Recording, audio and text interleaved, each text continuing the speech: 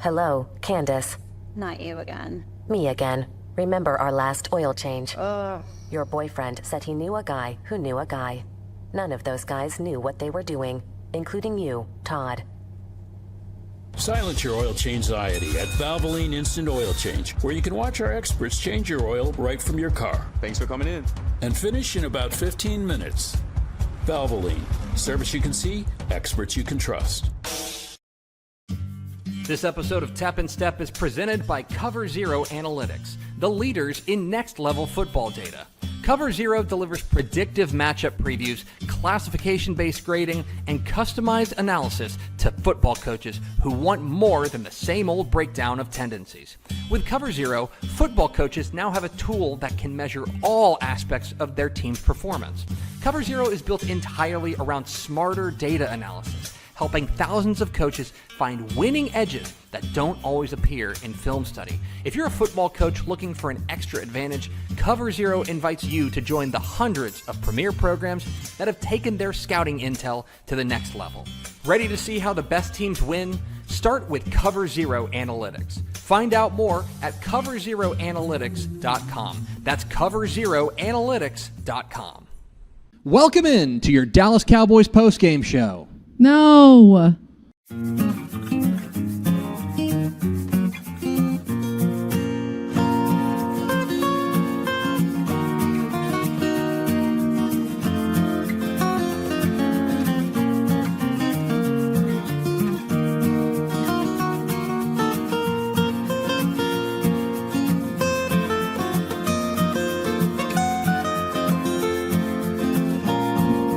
Tap and Stepp, your premium Texas high school football podcast from your friends at Dave Campbell's Texas Football and TexasFootball.com. I am the Tepp, Greg Tepper. And I'm the Stepp, Matt Stepp. Thank you for being a Dave Campbell's Texas Football subscriber. But if you're not, a word for you. Huh? Please, Really? please subscribe. You watching us on I Friday? won't call you a freeloader because someone got mad in the comments, but we would Someone like got mad in the comments? Yes, it's a joke. Like yeah. Oh, I saw that. Yeah, it's fine. But we would like it. We would greatly appreciate your Please, subscription. if you enjoy and this supporting show, our hard work here, please at go to Dave Campbell's. TexasFootball.com/subscribe We because would it helps appreciate to it. pay the salary of our producer, V&A Moreno. The exorbitant salary of V&A Moreno. Hi, V&A Moreno. Hi, guys. Thanks for spending part of your day with us. This is your week 4. No, It's week 5, sir. Sorry, week 5. Preview edition of Tap and Stepp. We do thank you for being a Dave Campbell's Texas Football subscriber. Coming up here in just a moment, we're going to take a look back at what can only be described as a calamitous week 4 of Texas high school football. It was a wild football. week, yeah. And Stepp and I are going to, and he doesn't know we're going to do this. Oh, great. We are going to go through each of the ranked teams that lost and talk about those games. Okay. That sound good? We had a lot of ranked We teams had a in lot of 6A them. lose. Don't take a minute. Four of the top 11 lost. Crazy. Pretty crazy week.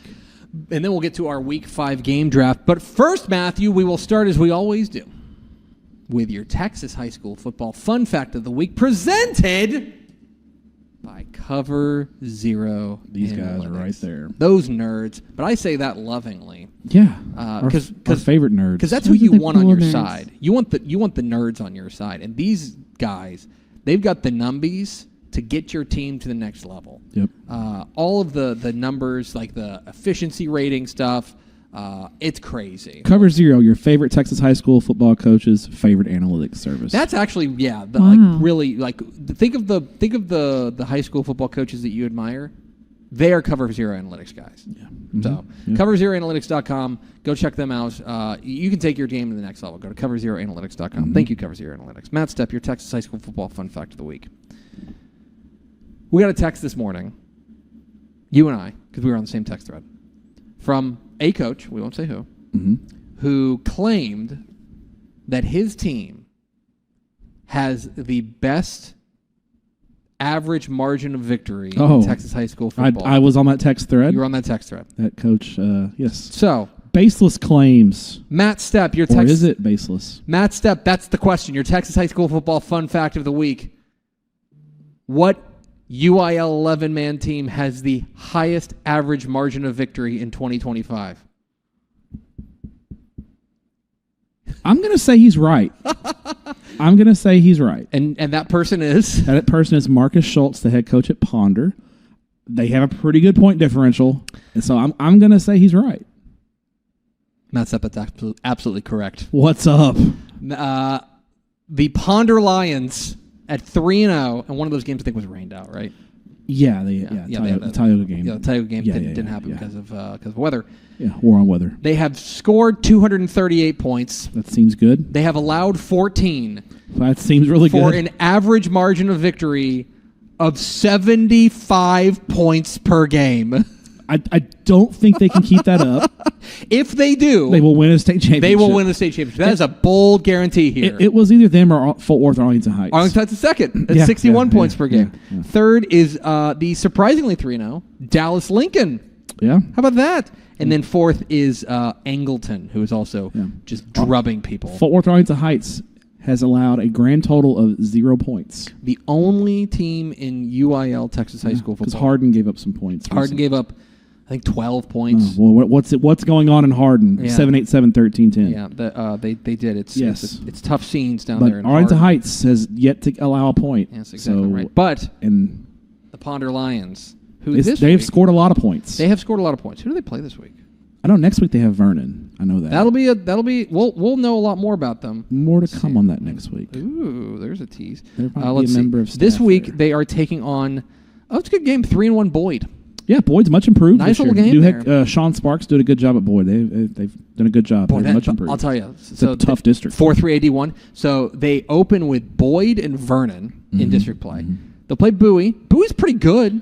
Bowie's just in the wrong. Bowie's a playoff team in most other districts. Every team in this district, all 7 of them have a winning record right now. Yeah, like I said, Bowie. All due respect to the Jackrabbits, they may finish 7th. Yeah, but you put them in another district, they're a playoff team. That's how good that is. That's the 3AD1 district of doom. Yeah, but you've got Paradise, probably the favorite. Hipster has looked terrific. Shout out to the Greyhounds. Vernon is, of course, very good. Ponder, we've talked about, has the best point differential in Texas. Iowa Park's 3-1. Yeah. Boyd is playing this week, and Bowie. Yeah, all those teams. Great district. Really, really good district. Anyway, there it is. Your Texas high school football fun fact of the week. Thanks again, Cover Zero Analytics. All right, Matt Stepp. It was a chaotic week. Yes. In Texas high school football, and I'll just tell you how we produce this show. I don't want to just do the same kind of recap every week. I would like to have a bit attached to it. Tepper likes to have a bit? What? No. Who could have possibly seen that coming? So what I want to do is I want to take a look at all of the ranked teams that lost last week and talk about those games, because those are obviously pretty notable. Now, some of them, for example, we'll start with a game that is not an upset. South Lake Carroll 44, Euless Trinity 6.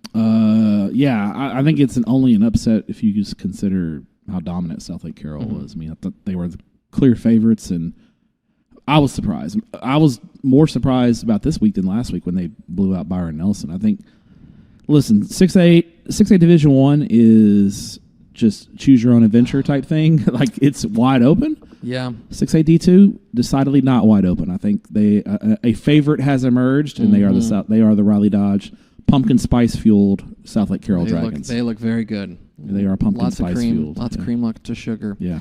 Watching the weather. Watching the weather. Waxahachie 28, Duncanville 27. Great win for Shane Tollison's ball club. A signature win. Signature win. I said this might be their biggest win since they won a state championship in 1992. I mean, yeah, especially at home. Yeah, this is a huge. And they've had some great playoff wins. They've been in, I think they went to the semifinals a couple times, but this is huge for them. As a 6A program. This is a program defining win in this era of Waxahachie football. Thought they had the talent to get it done, and that they weren't outmatched talent wise. And they got down 27-9, but they rallied back. Then obviously Jaquan Snell with the hit of the year. Oh my gosh! He was doing that all night long. Like, Jaquan Snell was a monster in this football game. I think there's still some things to work on. The passing game for Hatchie just hasn't quite clicked yet, but they went toe to toe with Duncanville and came out of it on top. And that's the way the way to beat Duncanville is you have to punch them and you can't let them dominate you. And they did, and they got a big special teams play and made it happen. So, big one this week against DeSoto. They can't let this be their Super Bowl. Spoiler alert. We may be talking about that a little later. They can't let this be their Super Bowl because DeSoto, I'll tell you, Claude Mathis is going to want nothing more than to spoil that party and make a statement for the DeSoto Eagles, who are all of a sudden got the ship righted after a tough start, and they've won 2 in a row. You worried about Duncanville? Worried maybe is too strong a word. Yeah, I mean, listen, they don't have the 5-star button to push. Yeah. They can't go to the, I know they wish they could go to the DeCorian Moore, Keelan Russell tree and Caden Durham tree and pick out a 5-star. They don't have those guys. They're still very, very talented, but they've taken a step back. You just don't replace Keelan Russell and DeCorian Moore. Rockwall 37, North Crowley 35. They hand North Crowley the first regular season loss under Ray Gates, which in and of itself is a remarkable thing to say. They broke North Crowley's 33-game regular season winning streak, 19-game overall winning streak. Huge win for Trey Brooks and Rockwall going into North Crowley and doing that. North Crowley defensively, I think that was the most concerning thing. North Crowley's, even though the passing game struggled, and that is a concern, they did not throw the ball well in that game. They still scored 35 points. But the defense allowing 37 to Rockwall, not being able to come up with key stops, I think was the difference in this game. And you got to give Rockwall a lot of credit. They came in and played a great game and made some things happen. And they played unafraid. That was one of the things I was really impressed with. They had nothing. They played with nothing to lose. And so here's a fun fact for you. Here's a fun fact. It'll take 1 second. 10 6A played 3 6A. Six games last week. It was basically a 10 6A 3 6A challenge. 10 6A went 6-0. How about that? 6-0. Pretty impressive. Yeah. How about Willis 42, the Woodlands 30. Jermaine Bishop. I said this on Friday night on Texas Football Tonight. Jermaine Bishop is the most electrifying player in Texas high school football. Yeah. You could maybe convince me there are players who are better, however you want to phrase that. But as far as electricity when he has the ball in his hands, I think he's unmatched. And Willis moved them. They had some trouble in their loss to Klein Collins getting him the football. And you got to remember, Willis is playing with a freshman quarterback. And so they just said, you know what? Why don't we just move Jermaine Bishop to running back a lot, or put him at Wildcat quarterback and just make sure he gets the football. Build the plane out of him. It worked well. He ran for 303 yards. That touchdown run, that 92-yard touchdown run, ridiculous. Sick. And if you're the Woodlands, you have to be. They will be very happy when Jermaine Bishop walks across the stage and they don't have to deal with him anymore because he is 3-0 against the Woodlands. Personally victimized. Yeah, the Highlanders. It's like Carday, Mack, and Katie. Yep. Jermaine Bishop in the Woodlands is the same thing. He has single-handedly dominated the Woodlands 3 years in a row. Austin Westlake 37, Cibolo Steel 14. Not an upset, but I think Westlake is. They are doing that Westlake thing where they start a little slow. Yeah, they're just chugga. getting the wheels back on, and they water is wet. Austin elite team dominates the elite San Antonio team. It just is what it is. How about San Antonio Harlan 31, San Antonio Brennan 14? Saturday night game. Watched this online, and very impressed with Harlan. Harlan dominated this game start to finish. Brennan was never really in it, and statement win for Eddie Salas and the Harlan Hawks. Which is weird to say because they were a regional finalist last year, but they hadn't gotten over Brennan. They got over him in a big way this week. That was a huge win for Harlan, and I think at this point they're kind of on cruise control. They're kind of through the tough part of the district schedule in the district. I think there's a good chance Harlan runs the table and goes 10-0. It's 5A Division I, only one ranked team loss. Amarillo Palo Duro 35. Yeah, Amarillo 14. I thought the Dons would get it done, and that defense is real. And Palo Duro, we got to start talking about them in District 2 5A Division 2. They're, obviously Wichita Falls Memorial, who entered the state rankings this week, and Lubbock Cooper, probably the two favorites, but Palo Duro is going to be in the mix. That was an impressive win for Eric Mims' ball club. Richmond Randall 51, Fort Bend Marshall 6. We'll be talking about Randall a little later. Yeah, had some concerns about Marshall offensively, and those concerns were, Caden Johnson didn't play, but man, Marshall, they plummeted out of the state rankings, and they haven't been good early on. No. 4A Division 1, we will talk about, Chapel Hill lost. Yeah, Chapel Hill lost. Austin LBJ did lose to a good Parish Episcopal yeah. team, which is the state-ranked Parish Episcopal team. Chapel Hill, or rather, it's Carthage 56, Chapel Hill 34. Chapel Hill ran out to a 21-7 lead, and you were putting the eyes emoji in the Slack. But Chapel Hill went up 28-21. Carthage returned the ensuing kickoff for a touchdown, tied at 28, and kind of flipped the game on its head. I'll say this though: the receivers for Chapel Hill, to me, they don't have the superstars, but they're a more balanced football team. I mean, listen.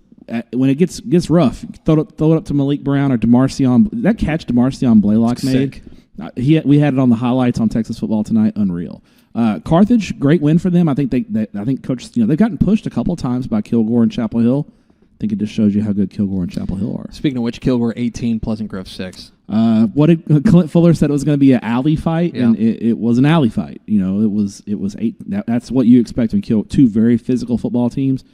Pleasant Grove's defensive line is legit. They're so good. They are really good. Offense, though, I have some questions about their offense. Offense is against good football teams, which they're gonna have to get through Carthage in Region 2. They're gonna have to. They got time to figure it out, but right now the offense is a work in progress. This is a ranked team that lost and they dropped out of the rankings. But Beaumont Westbrook 49, Silsby 14. Beaumont Westbrook 4-0. 4-0. Chuck Langston doing the dang thing. They were kind of my surprise pick to finish 4th in District 9-5A Division 1. I mean, they might finish higher than 4th. That was a pretty impressive win over Silsby. Now we get to the fireworks factory. 381. Salina. Can we bring Carter Yates in to talk 381? That poor guy has been. He's been. We all work together to do our rankings, but we kind of divide them up and put people you're in charge of these classifications, and we'll all talk about it.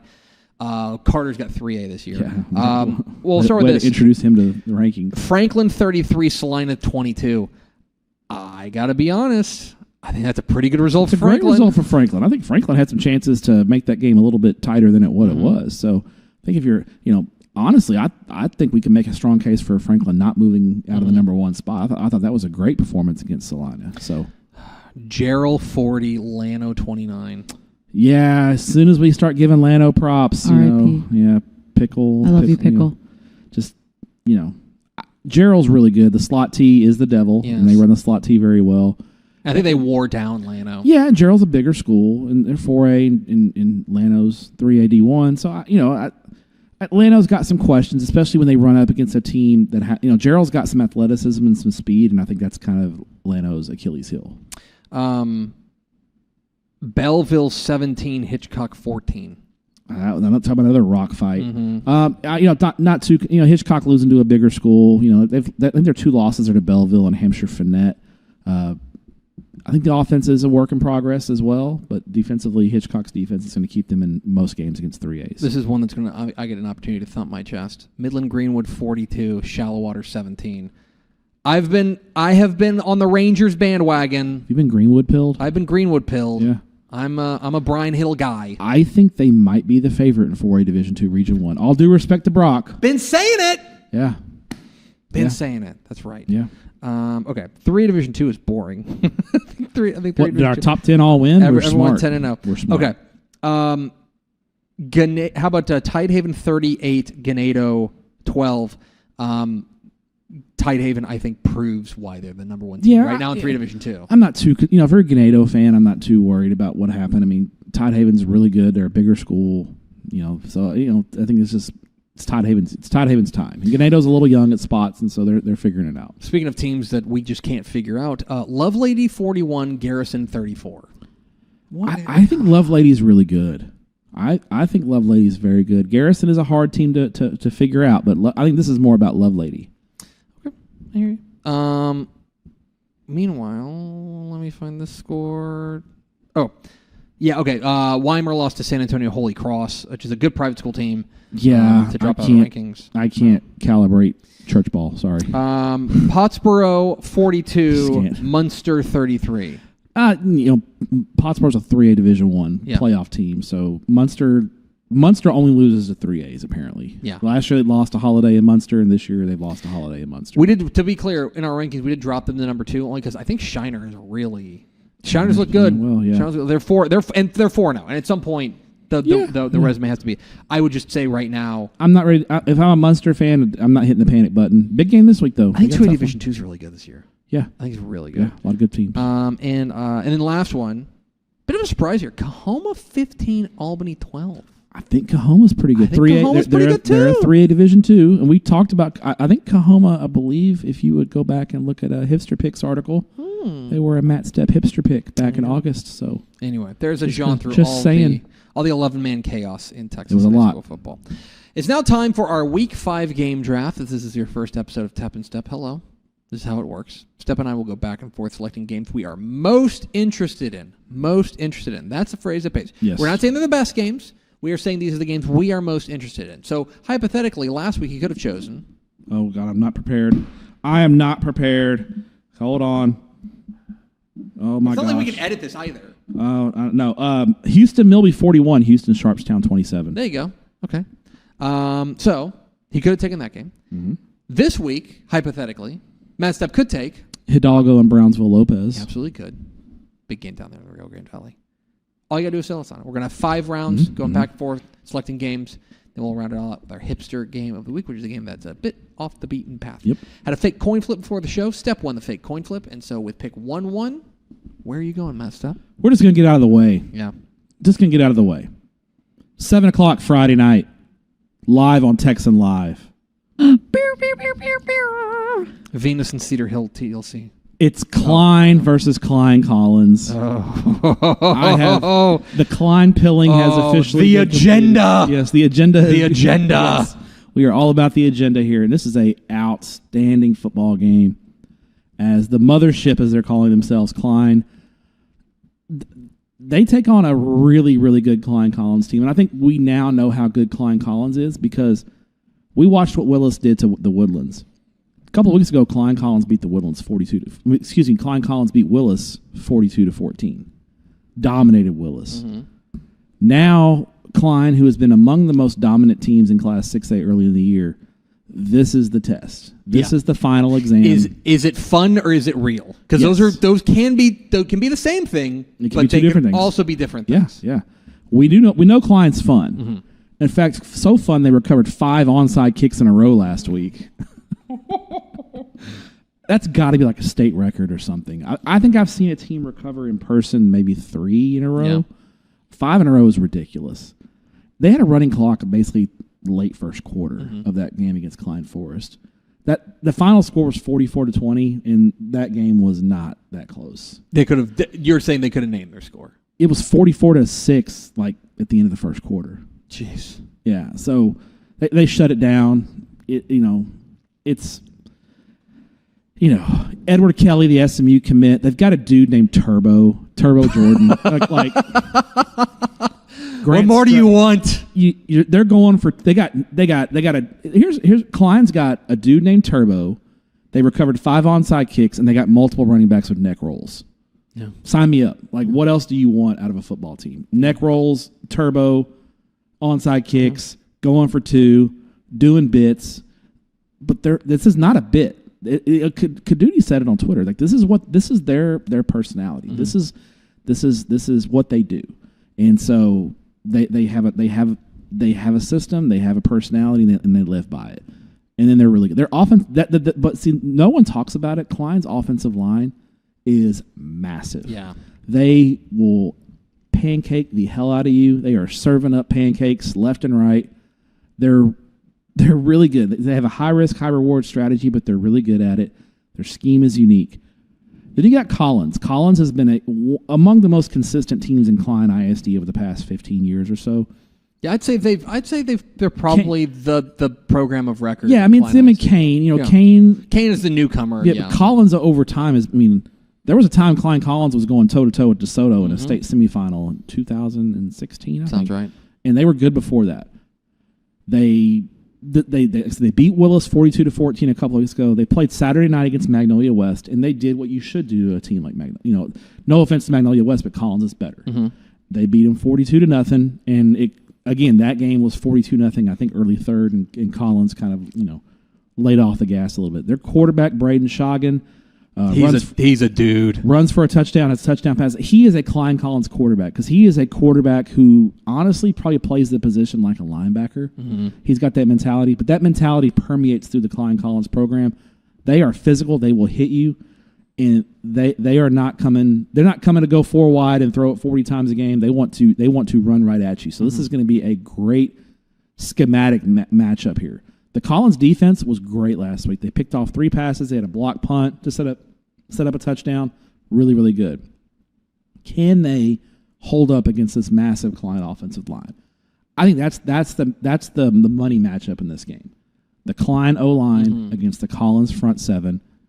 I think who wins that matchup wins this football game. Collins is the best team Klein has played by far. Klein's non-district schedule wasn't that great. They blew out Kane. Kane is clearly a little bit down this year. So this is the, Klein's averaging 63 points a game. So there's a lot going on here. I do think Collins is the best team Klein has played, but talking to a couple of coaches, neutral coaches who've watched some tape, they think Klein is going to be a problem for a lot of people the entire season. I'm obviously Klein pilled here. Give me Klein. Wow, the mothership. And I think after this week, Klein gets state ranked. I think they enter the state rankings this week. If they win, they enter the state rankings. This is the Venn diagram, right? Of like the fun and good, because like there are good teams that are not fun. Like there are good teams that Sure. to go out there and they win the game and then they shake your hand and they go on and they and do that. Respectfully, I mean this in a nice way. Albany has won a bunch of state championships by just being really good, but if you watch their games, you're just like, oh, okay, like they're just when they had that running back that went to Tech, Adam Hill. They were fun. Then. That's when they were fun. Adam Hill was fun. Yeah, he was hurdling people, and Denny Faith would also tell you, he's like, we're just out here to get a win and go home. Yeah, they've had some boring. They've had some more boring. Yeah, teams, exactly right. Boring but effective. Yes, exactly right. Yeah. They wouldn't apologize for that. We know that they have filled in the circle. Klein has filled in the circle of fun. Yes. How much overlap is there between fun and good? Yeah, That's the real question. That's what we're going to find out this week. We'll find out. It's a great pick for one. Cut the brakes football could be just fun, or it could be really good and really fun, and that would. By the way, did you see the crowd that Klein had? They're starting to generate a lot of buzz. Like they sold out Klein Stadium. Oh wow, last week. It's a big stadium too. Yes, big barn. TexanLive.com Friday night. Tune in. Speaking of TexanLive.com. Back-to-back Texan Live games to open. 7:00 Thursday night. Oh, Thursday? At Traylor Stadium in Rosenberg. Live on Dave Campbell's Texan Live. Oh, my gosh. And free on Dave Campbell's YouTube. Gratis?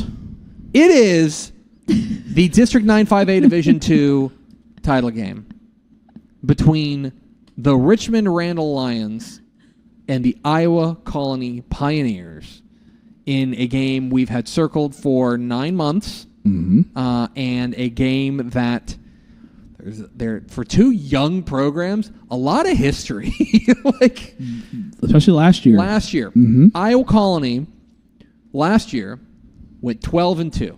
Great record for Ray Garza's ball club, and they went 12-0 against every team not named Richmond Randall. Yep. And then they went 0-2 against Randall. They lost 30-10 in the district play. It's actually going to be a year to the day that they lost in district play. And then they lost 24-17, 21-14 in overtime. I was at that game. In a fabulous ball game. NRG Stadium. Yeah, it was a great in the regional final. Like you get an overtime game in the regional final, that's pretty box good. Office stuff, yeah. And look, we've talked about Randall. We'll get to them in a moment. But Iowa Colony has looked very strong.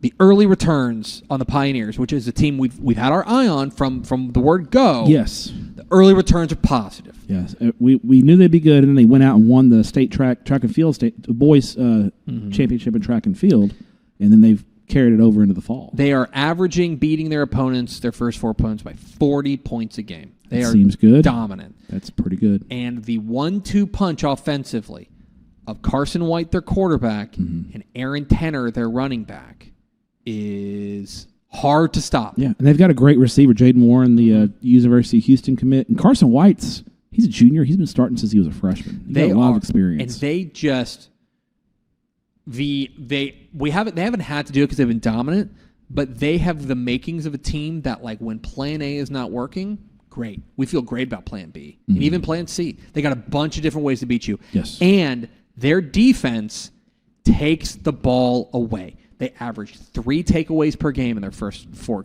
games. They take the ball away. The Cover Zero provides you that stat. They did not, but that's the kind of stat that they would provide you. Yes. Agree. Well, now, here comes trouble.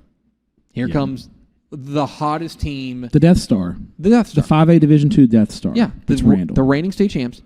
And the Darth Vader, if you will. Well, when they wear all black, they look like Darth Vader, and then when they wear their all whites, they look like stormtroopers. Yeah, not a Star Wars guy, by the way. Because Landon Williams-Callis comes down. They are coming on. We talked about them. They are coming off of a dismantling of Fort Bend Marshall. Yes, that was pretty thorough. A dominant performance. Mm-hmm.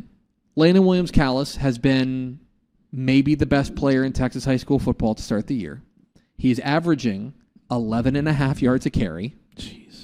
Okay? Nobody can stop him. I mean, he's really good. He's very good. And their defense has been rock solid. They got touched up by Fort Bend Travis, but that's basically the only time their defense has been troubled, essentially. That's a good 6A. Good 6A. Fort Bend Travis beat Fort Bend Hightower last week. They're 3-1. Now, I think that this is the best team they've played so far, Iowa Colony. I agree. And there is a lot of now chess match here and a lot of history here because these two teams know each other really well. Sure. And we know that we know that Ray Garza is going to scheme to slow down Landon Williams-Callis. Yeah, you got to make. You have to make Tyler Skrabonic beat you. As hard as it is, you have to try to at least contain Landon Williams-Callis and make someone else. Do you know what it is? It's like what South Oak Cliff more or less did in the title game. If you remember the title game, Landon Williams-Callis had a good game, but he didn't have this 300-yard performance. No. He had one long touchdown run that was called back that would have really buoyed his numbers. But that game was the Keelan Sweeney show. Yeah. It was Tyler Skrabonic. It was all especially Sweeney, and that's where this is going to be the Tyler Skrabonic game. Yeah. Can he make some throws and make some plays in key moments to lift? That's what Keelan Sweeney did last year. It's Skrabonic's time. He split time last year. He's the man now. I think Ray Garza and Iowa Colony is going to say we're going to make this guy beat us. Yeah. And if he beats us, we tip our cap and we move on.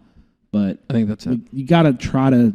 Not a lot of people have the personnel to make someone other than Landon Williams-Callis beat you. I think Iowa Colony does have that personnel to slow him down. I think this is a fabulous ball game. If Randall takes care of the football, I think they win. I think if they are even or plus in the turnover margin, I think they win. If you are Iowa Colony, you have to take the ball away and take a couple possessions, and then see if you can contain that running game.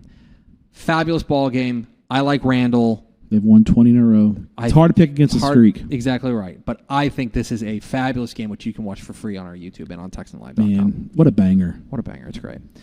Mets up, what's your second pick? 7 o'clock Friday night at Bobcat Stadium in Salina. It's 4-0 Frisco Panther Creek taking on 4-0 Salina in a top 10 4A Division I battle. Spicy. And Battle of Unbeatens. Yeah, Salina also with a 20-game winning streak. And 7 4A Division I, pound for pound, has a good case to be the best district in the state of Texas. I mean, they have 3 teams ranked in the top 10 in the state in 4A Division I, as Sulphur Springs also just below Panther Creek. And you've got Paris at 3-1. You got Lake Dallas at 3-1. I believe Aubrey's off to they're a little young this year, but they're 2-2. This is a loaded district. And there's some history between Panther Creek and Salina. 2 years ago, Panther Creek actually beat Salina in the regular season in a very controversial game. Panther Creek got the win. That's right. I remember that. Yeah, and it ruffled some feathers up there because Panther Creek was the new kid in town, and Salina's Salina, and they have the resume and the pedigree of a great program. And this young up-and-comer from Frisco beats them. Kind of ruffled some feathers. Well, last year, Salina got their get back. They put it on Panther Creek 42-7 en route to their state championship. Beat Panther Creek pretty bad, and I think that was kind of the first signs that last year's Salina team was a little bit different. We fast forward to this year, and Panther Creek comes in just like last year, undefeated and dominant. But that schedule leaves a little bit to be desired. I mean, Kennedale's probably their best win, and this is not a vintage. This is No. a solid Kennedale team, but not elite. And they beat Kennedale. They've done what they should do to those overmatched teams. They've blown them out. Mm-hmm. They beat Kennedale 56-17. Graylin Fry had 300 yards and 4 touchdowns. Jalen Lott, 141 yards receiving and two touchdowns. Parker Ord had a touchdown catch. Donovan Webb had about 200 yards of offense, 3 touchdowns. Like they did what they should do to a team like that. But Salina is going to be the best team that Panther Creek has played by a significant amount. Salina last week, again, we talked about it against Franklin. They beat Franklin. In the last 2 weeks, they've played really good 3A teams, smaller schools with elite pedigree, and they've won, but they haven't been super convincing. Now, devil's advocate, Salina has had some guys banged up. They've had, I know Luke Biagini hadn't played for a couple of weeks. I don't think Logan Gutierrez played last week for Salina. So they've had some guys out and probably holding those guys out, getting them ready for this game, And also, I wonder how much has Bill Elliott and Salina shown here in non-district, knowing That's fair. they're playing Panther Creek right out of the gate in district play. So that's something to keep an eye on as well. Someone who has been playing is Bo Bentley. I'm going to go on record here, and this is give me some space here to explore this, okay? You want the one shot? Yeah, if you could. Bo Bentley, Oh, God. one of the 10 best quarterbacks in 4A named Bo. You are a journalist with a capital J. I'm going to be bold about that. He had 2 touchdown runs, had 2 touchdown passes, had a touchdown run. He did what he's been unbelievable this year. He's been as accurate and on point as it gets. Yep. The question is going to be: have the last 2 weeks been a sign that maybe Salina is struggling a little bit, or was it just Salina basically holding some things back and kind of getting ready for the run? We're going to find out Friday night, I think. We will. I think the only way that Panther Creek can beat Salina. Oh. This is despite the Panther Creek's got Jalen Lott, they've got Oregon commit, Texas Tech commit, BYU commit, and Salina's got OU commit at quarterback, and then Villarreal's a Pittsburgh commit. Like Salina's got talent. They got dudes. Here's the thing: Panther Creek's got the playmakers on offense to challenge Salina's defense. I don't have any doubt about that. But unless their defensive line can get after Bo Bentley and make his life miserable, he is going to pick them apart. And I don't know if Panther Creek's defensive line can do that. I watched a couple of series of their game against Gunner a couple weeks ago. It's surgical. Some of the throws he's making are like, you don't want to go too crazy, but it's like, that's an NFL level throw. Yeah. It's crazy some of the stuff he's doing. So if Panther Creek can get after Bentley, all bets are off. I think they can win the football game. But I don't know if they can. So I'm taking Salina. Okay. I think that's fair. Matt Stepp, let's go. I promise I'm not following you around the state. I did Houston area game. You did Houston, I did Houston. You did DFW. 7 o'clock Friday night, Eagle Stadium in DeSoto. Okay. It is a District 11 6A. It's a District 11 6A like blender game. And here's what I mean. Either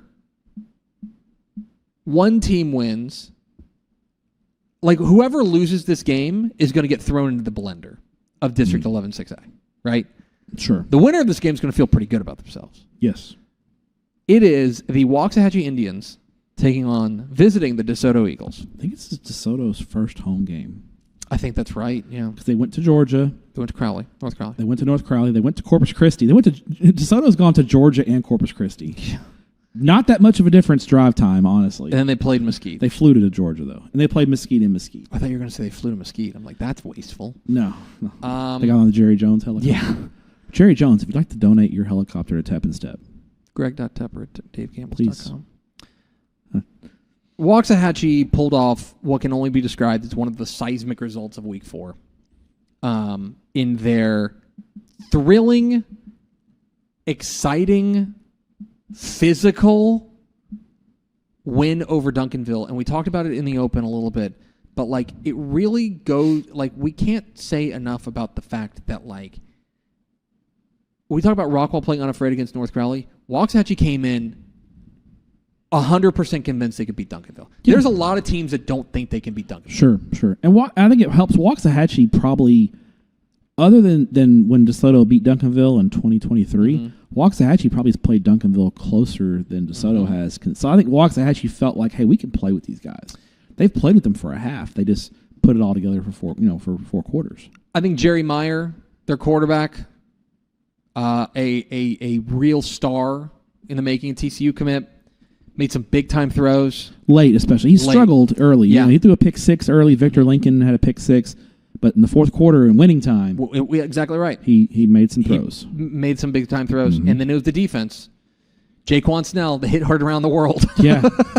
On that fourth down yeah. play. And little Tollison at linebacker, who's not little, that dude's jacked. I had a coach tell me that Tollison, he goes, that guy's feral. Because he's like out there, apparently he's out catching rabbits and turtles and just wild man. Just doing wild man That's what stuff. you want. That's what you want in a linebacker. That's exactly what you want in a linebacker. And from a coach's kid. Yeah. He's just like, I want you to be a wild man. So now you mentioned in the open, they cannot let this be their Super Bowl. No. Because this is a big, emotional, seismic, program-shifting win over Duncanville. And now you got to pick it back up and 7 days later go on the road to a DeSoto team that we will answer the question of how much they figured it out. Yeah. Because there's two schools of thought. One school of thought is that they figured it out. And after let's say one really poor game in the opener, a second game where they will admit that they made a fair number of mistakes that let a winnable game get away. They have figured it out, they have gotten right, and they have dominated. They've been dominant their last two games. That's not up for debate. They've been dominant their last two games. They have been dominant. 77-7 and 67-0. Last week against Mesquite, they gave up 23 yards of offense. Yeah. Okay? They smothered them. And they've also, in my opinion, they have, depending on your opinion, your feeling on DeSoto, they have figured out what works for them offensively, and they're like, what if we just give the ball to Sherrod Baker? Sherrod Baker is really, really talented, really, really good. He is the guy. He's the straw that stirs the drink for DeSoto's offense this year. I mean, Booby Feaster is the headliner, the USC commit out wide, but the offense runs through Sherrod Baker, in my opinion.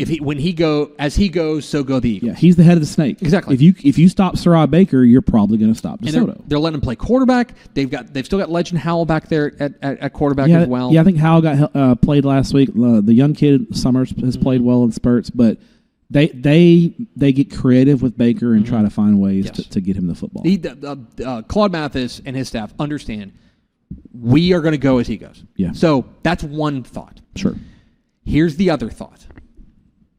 They played two good teams in the first 2 weeks, and they played two teams they're a lot better than in the next 2 weeks. Yeah. I mean, Corpus Christi Miller and Mesquite are combined 1-7. Yes. I mean, Corpus Christi Miller is 0-4. This is and it's a 5A team. Tough year for Justin Evans Ball Club. They're struggling. Ralph Thomas there at Mesquite, inheriting a rebuild. It's a full on tear down and rebuild. They're 1-3. Yes. So, but DeSoto did what you should do to overmatch teams. You blow them away. But now this is we get to see. We have two different data sets, very disparate. They have two huge wins over teams they're a lot better than, and they have two losses to teams that, quite frankly, are at least their equal. And Waxahachie is way more in the latter category than the former category. So that's the question here: is will the real DeSoto please stand up? Yeah, I think the other thing is there's a little bit of chippiness in this game. There's a little bit of, I don't want to say bad blood, but there's some former DeSoto players who coach at Waxahachie now. These kids all know each other. It can get chippy in this rivalry at times. So who controls their emotions? Who doesn't make a dumb mistake or get a dumb penalty, a 15-yard penalty that costs their team in a big moment? So you're gonna have to play with an edge, but walk that fine line of playing with an edge but controlling yourself. I'm going with Waxahachie. I'm riding for two reasons. One, I'm going to ride the hot hand, and they are in my opinion, the more proven commodity right now against quality opposition. And two, I just want to get a text from Claude Mathis on Saturday that says nice pick. That's all I want. I think Waxahachie's. I like Waxahachie as well, and I think it's because I think their defense, their front seven, is the difference. I think that's probably And where I I think land. DeSoto's offensive line has improved the last 2 weeks, but I still think they're a work in progress. And I think Waxahachie, that senior leadership front seven, is the key. What's your third pick, Matthew? A lot of good ones here, Tep. Don't take my game. I think I've got a steal in round 3. If you'll let me. Take his game. Okay. I'll do it.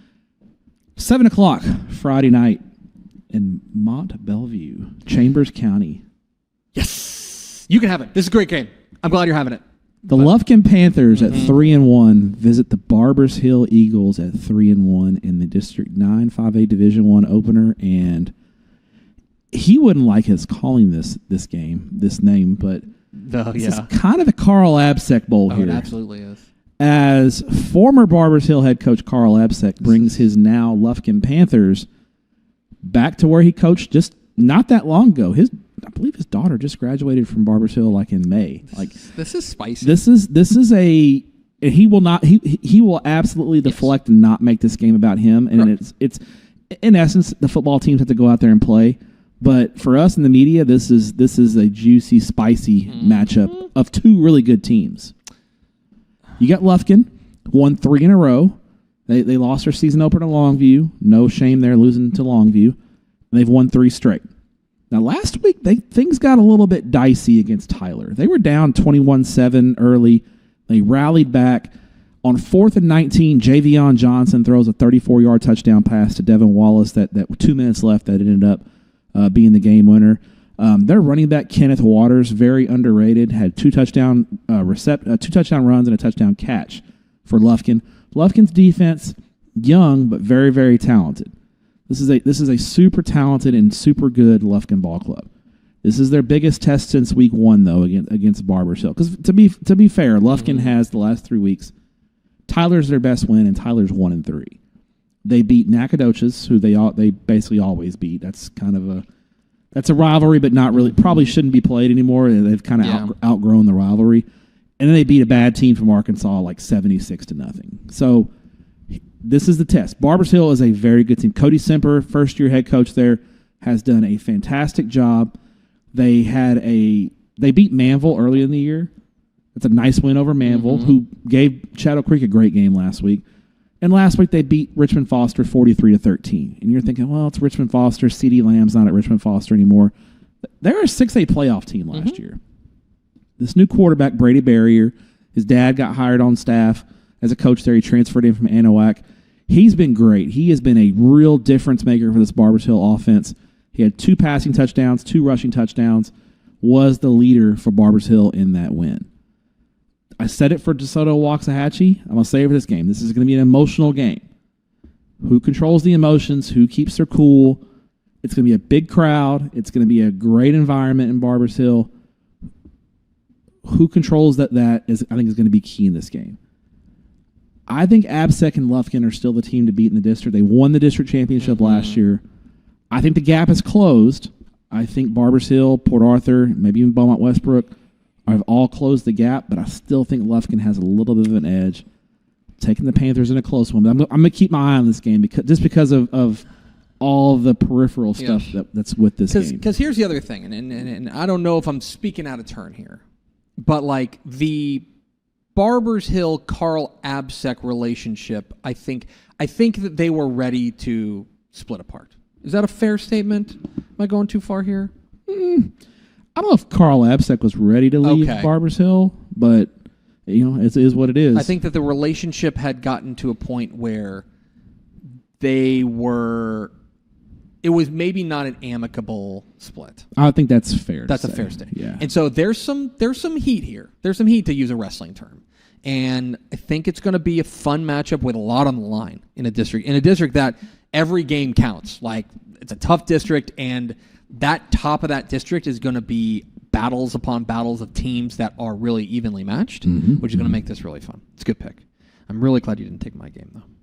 7:30 p.m. Friday night at Tiger Stadium in Troop. Cherokee County calling. The 7 Mile rivalry. That's a great rivalry. It is name, a by the great way. rivalry. The 7 Mile rivalry. And it's probably been a minute since we've had a game in this rivalry that is this highly thought of, as the ARP Tigers take on the Troop Tigers in a tiger fight. It's tiger on tiger crime. With a District 11 3A Division II title on the line? Maybe? I think so. Both these teams stay ranked. Both looked excellent so far. I want to talk about Troop for a minute. Troop is... My preseason regional pick. Troop is 4-0.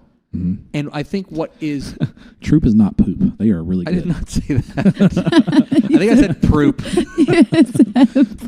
That's the motto. Troop is not poop. They are a very good football team. Here is what is, I think, real... Like, 4-0 is great. Here's what is exciting about them. Okay. 4-0, and all their playmakers on the offensive side are juniors. Okay? They have I'm calling them the junior triplets. Okay? Quarterback Josh Childress. Okay. Running back Brett Wells, wide receiver D. Holly, all juniors. And they've combined for 21 total touchdowns this year. Seems good. They have been rolling. Wells is a son of head coach Sam Wells. We talked about Tollison at Waxahachie. Wells is a very similar weapon for Troop. Football playing dude. He is. What's better than this? Guys being dudes. Listen, he might get an invite to the Dudes Rock dinner. Ooh, the Dudes Rock banquet. Yes. That we're going to have at Chicken Express. Yes, we are. All the tendies you can eat. That's exactly right. Just a bunch of dudes in neck rolls. We're just walking in. I might wear a neck roll just to fit in. That'd be so fun. If you want me to wear a neck roll on Tep and Step, please send a neck roll to the Chicken office. Express. Yeah, I'll put a Chicken Express logo on it too. Ashley, if you're listening to this, how funny would it be if I did a coach's interview post game with a neck roll? So great. So great. Or put it on Powers. Okay, so the Troop offense has been great. They are running into perhaps statistically the best defense in 3A Division II. ARP's defense is very good. So they have allowed 17 points this season. That's the number one scoring defense in 3A Division II. And they are the number 11 scoring defense in all of 11-man football. Seems good. They've been great. Ty Langley, Kristen Ellis, they have been really, really strong. What is interesting, and I probably need to make a call before I start just saying things about this, but ARP has cycled in two different quarterbacks. They've got a guy, Zane Bork, who is kind of the known commodity there. But I'm looking at their stats and their box scores, and they've played a couple of games where it hasn't been cleanup duty. And they've got this sophomore in Ty Langley who has got a fair amount of run. Zane Bork is a little bit more of a runner than Ty Langley is. But they are pretty strong offensively. We know what they want to do. They want to line it up, and they want to run the ball with Josh Smith and Kaysen Bergens, and they want to lean on that defense. The other thing about this is, let's say this is for the District 11 3A Division II title, which I think it is. West Rusk, I think, is figuring things out. They've kind of been the... Nice win for them over Tatum last week. But I think they're figuring things out, but I think these are the two best teams in the district. ARP has not run an outright district title since 2012.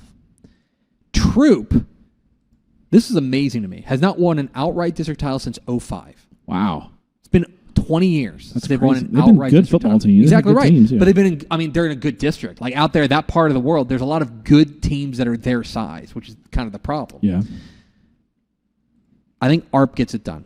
I think if you want to go defense wins championships and use a cliche, but I think that right now that defense is playing so well, and the offense has been good enough to get them over the top, even on the road in what's going to be a fun rivalry game there at Tiger Stadium. I'm going to go with ARP over Troop. Really? In a fun matchup. I like ARP in this one. I like the defense. I'm going to go Troop. Okay. But you're a Troop guy. I've been Troop pilled. Yeah, you're a Troop guy. Yeah. All right. What is your fourth pick, Matthew? 7:00 Friday night at Powell Field in scenic, beautiful Wellington, Texas. It's a really good game. As the Skyrockets of Wellington will welcome in the Panhandle Panthers. And Panhandle's week 3, they had a very surprising loss to Dalhart. Yeah. Now, Dalhart's a good 3A, 3A Division 1, but we kind of thought Panhandle might run the table. Well, Panhandle was mad last week. They were mad. They took out some frustration on Amarillo River Road to the tune of 77-0. Caden Arms had 3 catches, 110 yards, and 3 tutties. It seems good. Yeah, seems like a good touchdown to reception ratio there. Of course, Broxton Robinson had a huge game. The quarterback, 200 yards, 3 scores through the air, 82 yards rushing, and 3 touchdowns He's rushing. coming to the banquet. He is. Broxton Robinson's a dude who rocks. People, there's the comparisons up in that part of the state to Bryson Daly because they're both Army commits. They're both physical football players, and it's probably not a fair comparison for Broxton, but they play the game in a similar way, and they're similar leaders, and that's Broxton Robinson is the key reason why a lot of people think Panhandle is going to play for a state championship in 2A Division I. He is a fantastic football player.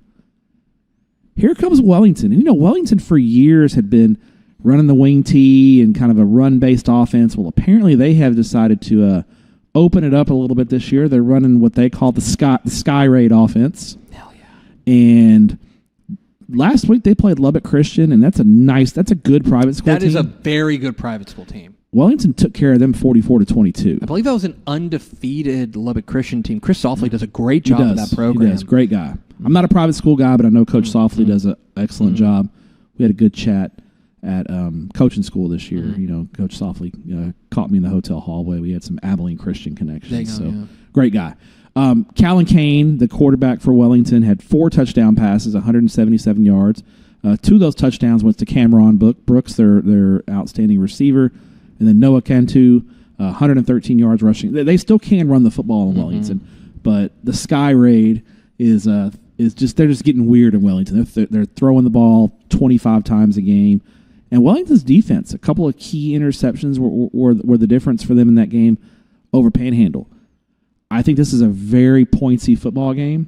I think if you like points, this is Wellington's going to be the place to be Friday night. There's going to be a lot of points in this game.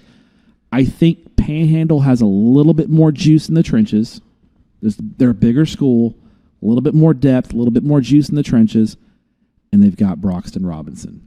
And so Broxton Robinson is your favorite podcaster's favorite football player. I'm going with Robinson and Panhandle here. I'm on Wellington. Oh. So this is an interesting. So here's a fun fact. It'll take 2 seconds. Okay. This is the 14th meeting between Wellington and Panhandle since 2010. Wellington leads this series 11-2. But as good as Panhandle's been, it's surprising they've been that dominant. But Panhandle's won the last 2. So really? Wellington won 11 in a row. Okay. And now Panhandle's won the last 2. I think this is going to be pointsy. So which defense do you trust a little bit more? I trust Wellington at home defensively. The other thing that's interesting is that we talked about it last week with another game that I can't remember. Oh, Tidehaven Ganado. Final non-district game. Final non-district tune-up for both of them. They both have an open date next week. So I think you're going to see a little bit more of the playbook. Sure. You're going to see a little bit more kind of letting it hang out there for these two. I think it's a fascinating game, and I agree with you. This is pointsy. This is both two offenses that are very, very attractive and do the sports good. Nailed it. All right. You got it. Thank you.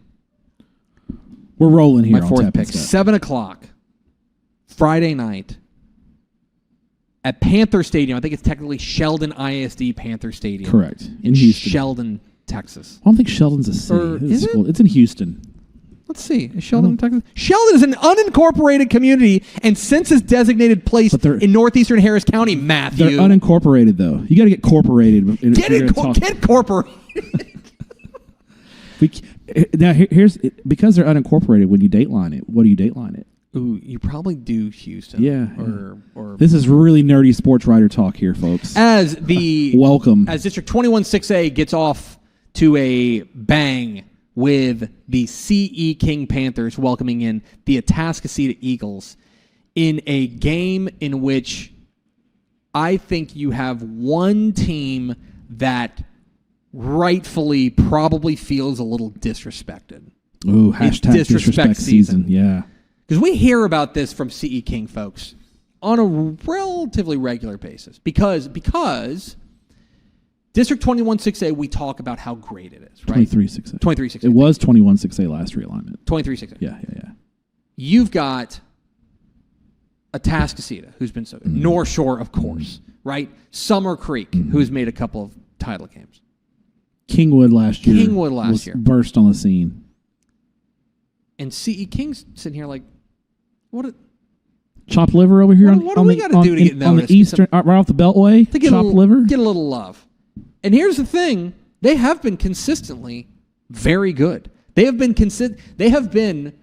the most underrated team in 23-6A. Yeah, they had a rough year last year, missed the playoffs, but before that, they've been pretty. They were they were in a regional semifinal not long ago. They're 2-1 on the year this year. They've got a 1-score loss to Dickinson. There's no shame in that. We are good loss. Big top 10 Dickinson Gators. Gator fans. And I think that the way that they go about their business, especially running the ball with Deion Sims, Antoine Sanders, they can throw it. They can throw it with Timothy Potts, but their offense has been pretty darn good. Their offense has been consistently good. Defensively, they were very good. They have a week 1 win at Spring Westfield. Now, Spring Westfield is not what they used to be. Correct. But you don't apologize for that. No. And then they beat Spring Decaney like a drum a couple weeks ago, coming off their open date. The one time they got touched up was when they played against Dickinson. And they ran out to an early lead on Dickinson in that game. Yeah, they were up 20. They were up the first quarter ended 26-14 CE King, which is wild. Now, it gives me some pause here because this is an Atascocita team that is coming in off of a loss. They lost to Westlake in their non-district finale.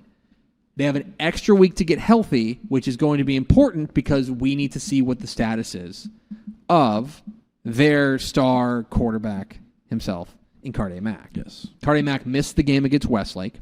Did not play in that game. We don't know his status, but from what we understand, he was kind of a game time decision against Westlake. And so within 2 full weeks to get right, my guess, educated guess here, based on the knowledge that we have, is that he's going to play. Yeah, district opener. Big district opener against a good team. Yeah. And that is going to be ultimately the test because Carde Mack has been spectacular, one of the best players in Texas high school football. That is, to me, the test. Now, I do think that CE King's going to be able to move the ball on Atascocita. Yes. I think they'll be able to move the ball. Can they slow down the Carde Mack train enough to get the win? No one's done it yet this year. No one's done it yet. Yeah. What did John Snelson on Texas? He called CE King North Shore and Blue. Yeah. Like, they have that kind of physical talent. They've got that kind of physical talent. Yeah. I'm going to roll with Atascocita because I think they've probably got the single best player, assuming Carde Mack plays. Sure. But this has got, like, if Atascocita is looking for, who's Atascocita got next week? Atascocita's got Summer Creek next week. If they're looking forward, if they're getting caught looking ahead, they will get beat. Yeah. CE King is... They're good enough to beat Atascocita. Yeah. Depending on where North Shore ends up settling and where Summer Creek ends up settling, there's a chance CE King's the second best team in this district. Yeah. Could turn out that way. This is a huge test. The second big test for CE King's defense. The first one didn't go great against Dickinson. Can they shore things up after a week off? I like Atascocita and CE King. What's your fifth and final pick, Matthew? Let's go down to the Alamo City. 7 o'clock Friday night, 7 o'clock Thursday night. Ooh, Thursday special. At Ranger Stadium in Spring Branch. As the San Antonio Piper Warriors visit the Smithson Valley Rangers in a Comal ISD throwdown. And let's go back a year ago, Tepper. And in front of about 10,000 people at the Warrior Coliseum a year ago, Piper took down Smithson Valley. And that was a huge deal down there because Piper's a new school, not a lot of tradition, and they go in and beat one of the San Antonio's most tradition-rich programs in Smithson Valley. Made a statement, and little brother basically jumped up and punched big brother in the face. Now, older brother got their last laugh last year because Smithson Valley won the state championship. Piper got beat in the third round of the playoffs in a little bit of an upset to Flower Bluff. Actually, in the second round of the playoffs. That was a second round upset. This year, Piper, now Piper, after 2 straight losses, they got right last week in the district opener. They rolled past Wagner 48-13. They led 27-0 at the half, cruised in the second half. Piper, we know what Piper's going to do. They are going to be explosive on offense. They want to sling it around. They want to throw the football and get up and down on the field. Smithson Valley, they lost to Brennan in week 2, but they've been good since. They rolled out to a big 41-14 win over Bernie Champion. It was 31-7 at halftime. Ty Knutson, the quarterback, had 2 touchdown passes, a touchdown run. He threw he had 3 touchdown passes on the night. Sorry, not 2. And Smithson Valley's front 7, which we knew was going to be good. They had all the experience. They held champion to 57 yards rushing. That unit has been key for Smithson Valley, and that's going to be key in this football game. They have got to put pressure on Piper, make their quarterback uncomfortable, and force Piper to try to run the football, which is really not what they want to do. They want to throw the ball around. They want to get it wide open. I think if Smithson Valley's pass rush is effective, it's going to be a long night for Piper. If it gets into a shootout, I think that favors Piper. I think that's the kind of game Piper wants to play. Smithson Valley's not built for that. They're built for defense, special teams. They get one of the best kickers in the country, in my opinion, in Trent Amaya. They want to keep the game low scoring and run the football and be physical. Piper wants to get into a track meet. Now, Larry Hill has said, he told us this at coaching school, they don't have rivalries. They treat every game the same. They have kind of a business-like approach going into this football game. If there was a game that Smithson Valley would be a little riled up about and ready to make a statement, it's this one. Because I think district rival and a lot of Piper kids, I don't know the exact attendance lines, but I think a lot of Piper kids used to go to Smithson Valley, or they originally were zoned to Smithson Valley.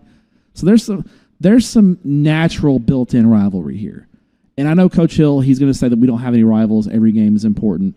But like I said, if there was one that... But you're calling a Hall of Honor coach a liar. No, I'm not. I'm just saying if there was a game where Smithson Valley might be a little bit more riled up, it's this week. I think Smithson Valley gets their lick back, and I like them over Piper. And what should be a crazy atmosphere Thursday night. Yeah, that will be a crazy atmosphere. Yeah. That's the biggest game in San Antonio. I believe it's a TV game, too, in San Antonio, so you can probably watch it on over-the-air TV as well. This is the biggest game in San Antonio this week. I think it's going to be great. My 5th and final pick, Matthew. 7 o'clock Friday night at Buck Stadium in Corpus Christi. Ah, yes. A critical district matchup. Yes. Believe it or Maybe not. for the district championship. In District 15-5AD1, do I have that right? Yeah, I was at this game last year. Counted in the foul. As the PSJA North Raiders. Oh, #PPR. #PPR. Take on the Corpus Christi Veterans Memorial. I always get this wrong. Eagles, thank you. There's too many Veterans Memorials. There are a lot of Mission veterans. Vets is the Patriots. And San Antonio Vets, I believe, is the Patriots as well. And then they're the Eagles. I think that's right. Anyway. In Brownsville Vets. It's the Chargers. It's the Chargers. You guys get together and figure this out, please. Reaching for. Come on. You're killing us. So, are we ready to say PSG North's best team in the Rio Grande Valley? I believe so, yes. Okay. 4-0. Looking great. Or 3-0, rather. Looking great. Coming off of their open. Yeah, they had a bye week. And they beat off. They have looked great. Ethan Guerra, their running back, has been sensational. For 4 years. I think it feels like Ethan Guerra has been the running back at PSJA North for 17 seasons. It does. He's in his redshirt graduate. He's been around season. Forever. Just putting up yards and touchdowns. He's been great. And look, this is if you want to, I mean this in a very complimentary way. This is a vintage PSJA North team. Because, I mean that in a complimentary way, 2 ways. One, they have now, as a still relatively young program, established themselves with an identity of what they want to be. And this year's team looks like that. Defense has been rock solid. They have rolled past San Benito, PSJA, and Donna North to open the year. This is their big test. This is their first road game of the year. Yeah, it's a road. It's a road trip. It is. They're driving up to Corpus Christi. Yeah, hour and a half north to take on a Veterans Memorial team that enters this game at 3-1. They just got done dismantling Donna North. Poor Donna North. Yeah, tough couple weeks for Donna North. They have the one loss in the year to Corpus Christi Carroll. It's a good Carroll team. Yes, Cal Netherlands did a great job. Doing very good. Yeah. This is a Corpus Christi Veterans Memorial team that I think has reloaded on the fly. Their new quarterback, Anthony Winans, I believe it is, has been terrific. And then this junior running back, Andrew Charleboy, Sure. I believe it's Charlebois. Or Charlebois. Yeah. Something like that. Parlez-vous anglais? 207 yards per game, 9 touchdowns through their first 4 games. He has been a dog. He is the offense. He's the offense goes through him. Yeah. Charlebois. He has been terrific. This is my opinion for the district title. I agree. Well, Flower Bluff may Flower have Bluff may have something to say about it. But I will say this. Go back a year ago when this is a game we had circled after realignment. Yeah. We said, Corpus Christi Vets got to go on the road to FAR to take on PSJA North. That was a Veterans Memorial team that, if I remember correctly, was pretty banged up. They were. They had some guys out, and they had a couple guys get hurt early in that football game because I was there. And PSJA North took advantage of that. Yeah, it was 35-7. I think they beat him pretty comfortably. Now they get them at their house, long road trip, first road trip for this PSJA North team. This is a dangerous, dangerous game. I will say, though, that this PSJA North team is very senior lead, and I think that will allow them to take this road trip and this hostile environment a little bit easier. Defense and running game travels, and PSJA North has a great defense and great running game. I would agree. Pride, Passion Raiders. Pride, Passion Raiders. I like PSJA North and Corpus Christi Veterans Memorial is my 5th and final pick. So there it is. There's our game draft. Stepp took Klein and Klein Collins, Salina and Frisco Panther Creek, Lufkin and Barbers Hill, Wellington and Panhandle, and Smithson Valley San Antonio Piper. I took Richmond, Randall, Iowa Colony, Waxahachie, DeSoto, Troop, ARP, Atascocita, CE King, and PSJA North, Corpus Christi Vets. There were some great games that didn't get picked this week. The Battle of the Axe. Yeah. Louisville, Flower Mound, Marcus. Battle of Unbeaten. I'd love to know the last time that was a Battle of Unbeaten. Melissa and Anna is this week. It's a really good slate. Football game. It's a really good slate. It's especially a really good slate in the Houston area. Houston's very strong this week. Yeah. And then Stephenville, La Vega, which we'll talk about in a moment. About Fort Bend Crawford and West Orange Stark. I thought about Saturday game. It's Lindale, Tyler Chapel Hill. Huge game. It's a great game. A&M Consolidate Austin Anderson. Yeah, Donald massive game. This is a great week 5. Week 4, 5, and 6 can sometimes get a little dicey with a lot of the buys. This is a fantastic week. Really, really nice slate of games. So get out to a game. Let's go to our hipster game of the week, Matt Stepp. It's a game that's a little bit off the beaten path. Matt Stepp, what is your hipster game of the week? Yeah, I'm going to go to Dayton, Texas, as the 2-1 Montgomery Bears take on the very surprising 3-0 Dayton Broncos in a massive district ball game in 8-5A Division II, I think with major, major playoff implications. Remember last year, this district had a 3-way tie at the top. Huntsville beat Nederland at the end of the season to force the 3-way tie and knock Nederland from 1st to 4th. I think it was Huntsville, or maybe it was Montgomery. But yeah, I think it was Montgomery beat Nederland. But this district, you think about it, P&G is probably the team to beat still. Huntsville is off to a little bit of a slow start. They're going to be in the mix. And then you got Dayton, Montgomery, Lake Creek, and Nederland really fighting for those last 2 playoff spots. Every game involving those 4 teams when they play each other is going to be massive. We start here. Dayton's a surprise team. Jerry Prieto Jr. Remember Jerry Prieto took Crosby to a state championship game? He came to the Metroplex for a year. Now he's just over at Highway 90 in Dayton, back down in Southeast Texas. Dayton's healthy. They were beat up to high holy hell last year. They just were horrible luck with injuries. They're healthy. I think Dayton's going to get a really big district opening win this week. This is a huge game, and I like Dayton. The computers got this as a 1-point game. This tells you that this is going to be a fantastic football game. So Dayton and Montgomery, 8-5A Division II. So I'm actually going to change my pick. Oh, I was late change. I'll give you I don't mind saying it. I was going to do Mercedes and Sharyland. Great game down there. Battle of Unbeatens. Battle of Unbeatens. Yeah. But is being overruled for another Battle of Unbeatens, which is a little bit more brand name, but I think that this is a game that might be flying under people's radar as a Battle of Unbeatens. Brand name Tepper over here. 7 o'clock Friday night, and this is also for another reason. 7 o'clock Friday night at Wildcat Stadium in Temple. Oh, blue front, white back. Blue front, white back. Blue front, white back. Magic. As the Temple Wildcats at 4-0 take on the Killeen Shoemaker Wolves at 4-0. And a huge, the only reason I'm taking this over Sharyland and Mercedes is that this is a district game. Yes. And it is a really important district game for both of these teams. So they're both off to 4-0 starts. Both have looked fantastic. 12-6A is better than I think we thought going into because the year. there's another big game in that district in Midway taking on Harker Heights. Real mystifying loss for Harker Heights last week, though. So now district, 28-7 of Midlothian. Very mystifying. Considering they played Dripping Springs the week before and lost by 5. But so look at the top 5 teams. All due respect to Killeen and Bryan, who are winless right now. Those top 5 teams in some order: Temple, Midway, Shoemaker, Cove, and Harker Heights, all looking pretty good. Including and 3 of those teams are undefeated. 2 of them meeting here. Shoemaker's been off to a terrific start. Points.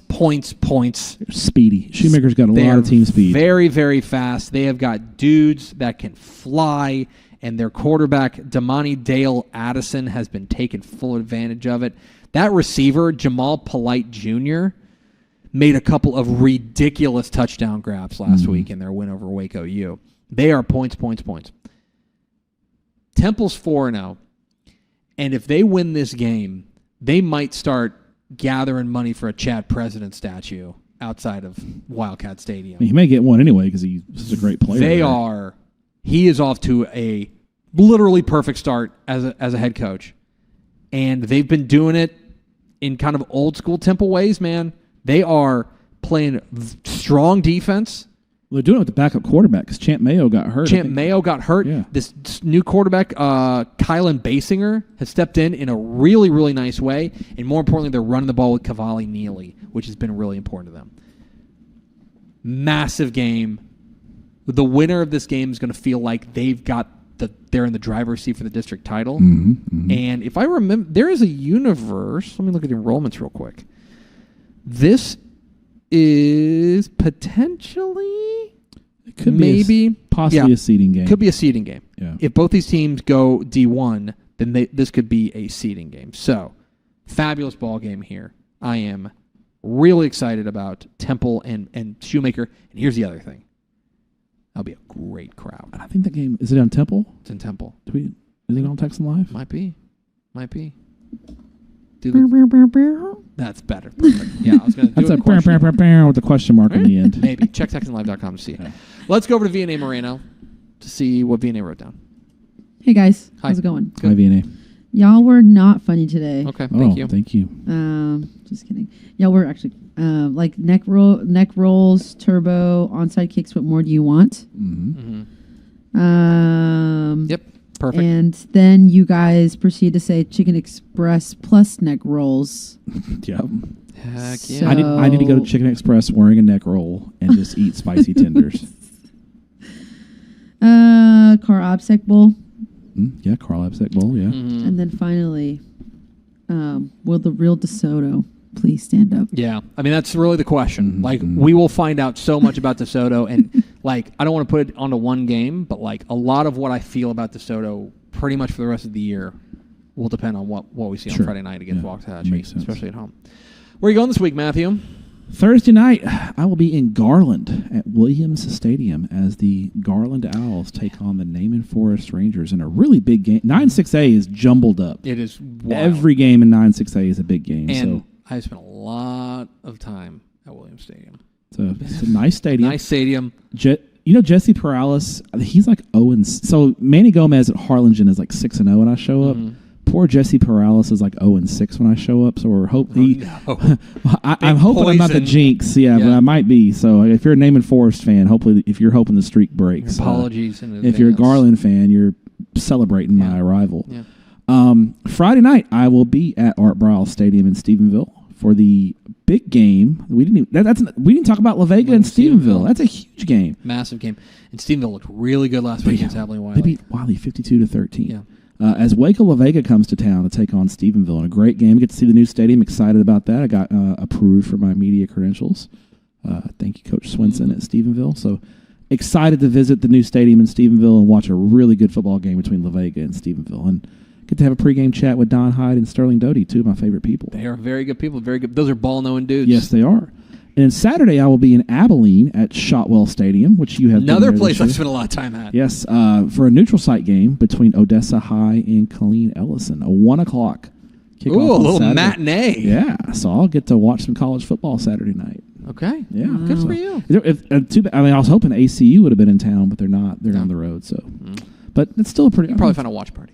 Yeah, It'll be fun. we'll find something to eat. Apple. Go Falcons. All right. Like big game for Lake Dallas this week against Paris. For LD. How are we feeling about the Paris is good.